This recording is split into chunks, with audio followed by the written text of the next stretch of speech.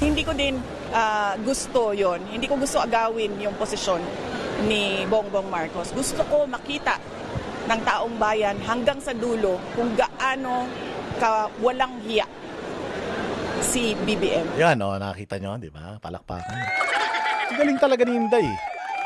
Kung talagang si Inday Sara gusto lang niya talagang tapusin to, agawin sa mga Marcos, andali. Lahat na ng recipe nandyan eh. Ang wala na lang is yung tumayo siya at makipag-deal siya sa mga militar para makasama natin. Yun na lang ang kulang. Pero ginawa ba ni Inday Sara? Kayang-kaya niyang gawin yun eh. Mahal naman ng mga sundalo ang mga Duterte, lalong-lalo ng mga pulis. Mahal ang mga Duterte eh. Mga Duterte lumaban sa mga sa mga NPA. Tapos ngayon yung administrasyon ngayon, yung same NPA na pumapatay sa mga militar, kakampi nila ngayon eh. So ayaw ng mga militar yan. So kung ginawa ni Inday Sara yun, sigurado ko presidente na si Inday Sara ngayon, napatalsik na yan. Pero hindi ginawa ni Inday Sara yan. Bakit? Para matuto kayong lahat. Magandang araw, Banateros. Mabuhay ang bayang Pilipinas. Mabuhay ang kasarinlan ng Pilipinas. Ito na naman. Nandito na naman ang inyong pinakapaboritong fake news peddler sa balat ng YouTube, Boss D. At your service. At pasasakitin na naman natin ang mga ulo at ay balumbalunan, puso, isip at kaluluwa ng lahat ng mga walang kwentang tao sa Pilipinas. Mga bobo, tanga, inutil, bugok, lahat ng mga malalambot ang puso, malalambot ang tuhod, mga iyakin, sumbongero, mahilig magdemanda, mga kupal, animal, visit, pabigat, wala silbi, switik, salot, puto sa buhin, dot, pala mo nin sintu, baliw, abnoy, sabog, batakbag, adik, puser, kawatan, kurakot, magnanakaw, sindikato, membro ng kuratong baliling sa gobyerno, lahat ng mga mandarambong, mang-uumit, mandurukot, mga mambubudol, sinungaling, mga impakto, maligno, masasamang espiritu, lahat ng mga kampon ng demonyo, Satanas, Judas, Barabas, Hestas. Kamusta naman po mga bossing ang buhay-buhay? Kamusta naman po ang araw ng independensya o ang araw ng kalayaan ng bayang Pilipinas? Malaya po ba kayo? Malaya, feeling nyo po ba ay malaya kayo? Ito pong araw na ito ay sumasalamin. Hindi po, ito po, sineselebrate po itong araw na ito dahil itong araw daw na ito ay nagkaroon tayo ng kalayaan. Nagkaroon nga ba tayo ng kalayaan? Nagkaroon ba tayo? Kailan ba? Kalayaan saan? Kasi sa pagkakaalam ko, merong tatlong sumakop sa bayang Pilipinas. So, dapat meron tayong tatlong Independence Day, di ba? Tama? Dapat ayusin to ng mga historian natin. Dapat i-revise ito para sa akin kasi una tayong sinakop ng mga Ispanggol mga Espanyol, yung mga matapobre. So kung may mga kamag-anak kayo, kapitbahay kayo na mga matapobre, ayan, nakuha nila yan sa mga Espanyol. Ngayon, mga bossing, sinakop tayo niya ng at least siguro mga 400 years. Or a little less than 400 years na sinakop tayo ng mga hayop na yan. So doon tayo nagkaroon ng unang kalayaan, kung inyong matatandaan, di ba? Nagkaroon tayo ng unang kalayaan dyan. Yung tinulungan na tayo ng mga Amerikano. Pero nagkaroon tayo ng unang kalayaan. Si Jose Rizal, ayan, dyan sila Andres Bonifacio, sila Aguinaldo, at kung sino-sino pang mga malulupit na mga na mga ama ng bayang Pilipinas. So pagkatapos niyan, sinakop tayong muli.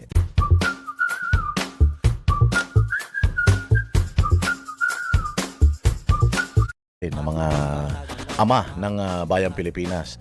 So pagkatapos niyan, sinakop tayong muli. Sinakop tayong muli ng mga Amerikano. Di ba parang nangyari umalis yung mga Espanyol tapos ibinenta ang Pilipinas sa mga Amerikano. So ang naging kalaban naman natin yan, Amerikano. So tuloy-tuloy pa rin. Tayo, yan nga yung Commonwealth, di ba?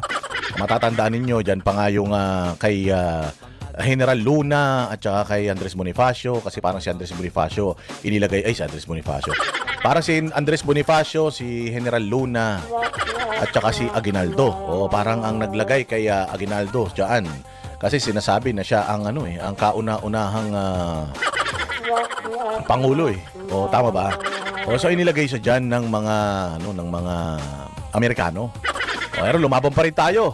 Lumaban pa rin tayo kasi dahil nga Espanyol ang bansa ay ng Pilipinas ay ng Espanya, is kolonya ng Espanya. Ibinenta tayo nung pahina na ng pahina ang Espanya, pumunta ang mga Amerikano, ibinenta tayo sa mga Amerikano. So inassert ng Amerika yung kanilang pagmamay-ari sa Pilipinas dahil nga ibinenta tayo ng mga Espanyol. Pero lumaban pa rin tayo, bagamat mahina tayo, lumaban pa rin tayo hanggang sa nakalaya na naman tayo. So pangalawang pangalawang independensya na yan, tama? Pagkatapos niyan, naman tayo, kinuha rin tayo ng tawag diyan, kinuha rin tayo ng Hapon. Di ba? Sinakop din tayo ng Hapon. Ayan na nga yung Pearl Harbor, hindi ba? Yung World War II. Yan na yung gera ng Germany at ng diyan sa Europa. Yung pananakop ni Hitler at saka dito naman yung pananakop ng emperor ng Japan. So lumaban tayo ron. Napatakbo ang mga Amerikano. Tapos sabi niya ni MacArthur, I shall return. Bumalik siya sa Pilipinas. So pagbalik niya sa Pilipinas, ayun na, gera-gera. So lumaya na naman tayo. So 3 beses tayong sinakop. So dapat hindi lang isa ang araw ng independensya natin. Actually 4 na beses tayo sinakop. Yung pang-4 na nanakop sa atin, mga bossing, yung pang-4 na nanakop sa atin. Yaan naman yung mga Marcos. Sinakop tayo ng mga Marcos. Noong 1960s, ayan na. Nung naging presidente si Bongbong Marcos, 20 plus years na naging presidente ng Pilipinas. So para sinakop tayo. Parang sila may-ari ng bayang Pilipinas. Tandaan nyo, pinagkakatkong yung mga pera ng Pilipinas. Yung mga kayamanan ng Pilipinas, inubos. Tapos namuhay sila ng marangya, party dito, party dyan. So sinakop tayo ng mga Marcos. Yung mga demonyo na yan, pamilya ng mga satanas na yan. Ngayon, nagkaroon ng people power. Ito na yung pang-4 na paglaban natin sa ating kalayaan. Nanalo na naman tayo. Siyempre, magnanakaw yung mga Marcos, inubos ang pera ng taong bayan, inubos ang ating lakas, resources, as in, nilugmok tayo ng demonyo na yan. Mga pera natin pinagdadala sa kanilang mga bank account sa ibang bansa. At ang daming mga namatay dahil sa pakikipaglaban dahil nga ayaw na nila sa kanyang pamumuno. Hindi naman siya natatalo sa eleksyon dahil dinudugas niya lahat ng eleksyon. So ngayon, merong isang malupit na senador na kalaban niyang mortal. Malupit na senador. Sino yan? Si Benigno Ninoy Aquino. So ngayon, nag-martial law. No, nag-martial law, ipinadlock niya ang Congress at ang Senado. Kasi siya lang ang bida. Pati Korte Suprema, pinadlock ng demonyo. Tapos gumawa siya ng sarili niyang batas, konstitusyon. Tapos, nung ibinalik niya, Congress lang. Hindi niya ibinalik ang Senado. Kasi nga, alam niya na yung numero 1 kaaway niya at yung numero 1 na magpapatalsik sa kanya sa kapangyarihan, maaring makapagpatalsik sa kanya sa kapangyarihan dahil nga punong-puno na ang taong bayan sa ilang dekadang pagnanakaw, pang-aabuso nitong hayop na pamilya na ito. Isinara niya yung Senado, yung Congress lang ang kanyang binuksan. Ganun kataramtado yung mga yan. Dahil alam niya na tatalunin siya ni Noynoy, ganun ang ginawa nila. Ganyan din ang ginagawa nila ngayon. Dito kay Inday Sara, nakita nyo, hindi ba pinapadlock na yung Senado? Pinapadlock na yung Senado. Bakit? Kasi sirang-sira na tong administrasyon na ito. Ngayon, dahil sirang-sira na tong administrasyon na to, yung Blue Ribbon Committee ni Marcoleta ay mas lalo pang sisirain itong administrasyon na ito. Tandaan ninyo pinipigilan nila yaang Blue Ribbon Committee ni Marcoleta. Hindi nag-push through. Isang hearing lang noong unang Blue Ribbon, tapos inagaw na ni Tito Pepsi Paloma.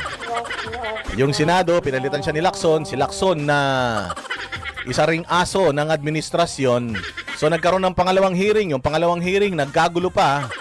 Tapos magkakaroon sana ng pangatlo, hindi pa natuloy. So pinagtakpan niya na talagang ginamit ang Senado, pinadlock ang Senado ngayon, nilagyan ng mga barbed wire.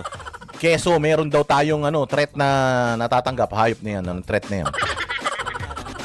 So para lang hindi matuloy itong hearing ng Blue Ribbon Committee, pag-uusapan natin yan memya. Imagine napigilan niyang Blue Ribbon Committee ni Marcoleta, pero negative 15 pa din. Negative 15 pa din yung approval and trust rating ng hudas ng Pilipinas na si Bongbong Marcos. Oh. So, makatapos ng Espanyol, Amerikano, Hapon, mga satanas na mga Marcos, tapos nakuha. Ginamit ang taong bayan, nakuha naman tayo ng mga Aquino. Walan yun. Nung nakuha tayo ng mga Aquino, ganun din ang nangyari. Mas malala pa. Hindi, actually, mas malala talaga yung mga Marcos. Pero malala din. Malala din ang nangyari. Siguro sa sobrang bulok ng ginawa ng Marcos administration sa, yung unang Marcos sa Pilipinas, siguro si Cory, nawalan na rin siya ng pag-asa para ayusin ang Pilipinas. Ang ginawa niya, sige, if you cannot beat them, join them. Ginulo na lang din niya yung Pilipinas. Walang hiya na yan. Paano niya ginulo Pilipinas? Ayan, gumawa siya ng panibagong konstitusyon, pinirmahan niya, nagkaroon ng party list. Tapos, nung panahon naman ni Marcos Sr., in fairness naman sa satanas na yan, sa diablo na yan, in fairness naman, napigilan niya yung mga makakaliwa, yung mga komunista. Nung panahon naman ni Cory, walang hiya, binuhay naman lahat ng mga komunista. Lahat ng mga proyekto naman ni Marcos Sr. para hindi siya i-acknowledge ng buong Pilipinas, hindi naman niya itinuloy. Lahat naman kay makakabuti sa bayang Pilipinas. Hindi niya tinuloy. Imbis na sana yung hindi lang niya tinuloy, yung mga makakasama sa bayang Pilipinas. Ang hindi niya tinuloy, mga bossing, hindi niya tinuloy pati ba naman yung mga makakabuti sa bayang Pilipinas. Diyos mio yan. Andiyan yung mga nuclear power plant at kung ano-ano pa. Diyos ko po. Tapos ibinalik sa mga oligarko yung mga pagmamayari ng bayang Pilipinas, yung mga minamanage, mga kumpanya, resources na minamanage ng bayang Pilipinas, pinamigay din. Tapos sumunod-sunod na niyan, puros kanila na, yung mga nanalong presidente, magnanakaw lahat. Yung sumunod, si Ramos, ganun din. Lahat ng mga lupain ng gobyerno pinagbibenta sa mga pribado. Tapos nagnakaw din.